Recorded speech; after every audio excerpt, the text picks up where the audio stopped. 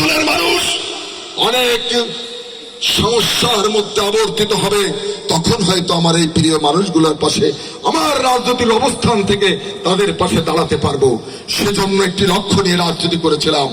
আপনাদের কাছে শুধু বলতে চাই, কোন রাজনৈতিক দলটা আমি করি, আমার মার্কা কি, এটাকে বিবেচনায় না নিয়ে আমি আপনার এলাকার সন্তান হিসাবে, আপনার ভাই হিসাবে, বন্ধু হিসাবে আপনার পাশে একটু জায়গা চাই, একটু সহযোগিতা চাই আপনাদের কাছে।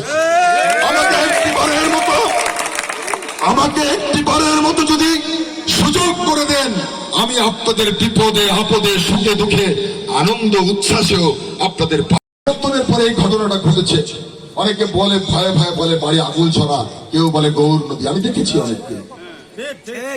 আমি বলতে পারি, আমি যদি জনপ্রতিনিধি নির্বাচিত হতে পারি, সারা বাংলাদেশে আমার যে রাজনৈতিক অবস্থানটা রয়েছে, এই অবস্থানের কারণে এই অঞ্চলের মানুষ অন্তত ঢাকা শহর না, সারা বাংলাদেশের কোথাও যে ওইভাবে কথা বলা প্রয়োজন। উঁচু করে কথা বলবেন, আমার বাড়ি কোটালীপাড়া, ভোট দিয়েছি ধানের শীষে। অতএব ভাই, তোমরা যে জেলারই হও না কেন, সাবধান থাকো, তোমাদের থেকে আমরাও পিছিয়ে নেই। এটা হচ্ছে রাজনীতি, এই কথাটা মনে রাখবেন। প্রিয় উপস্থিতি, আমি শুধু বলতে চাই, এই অঞ্চলটা উন্নয়ন হয়েছে। হ্যাঁ, আমি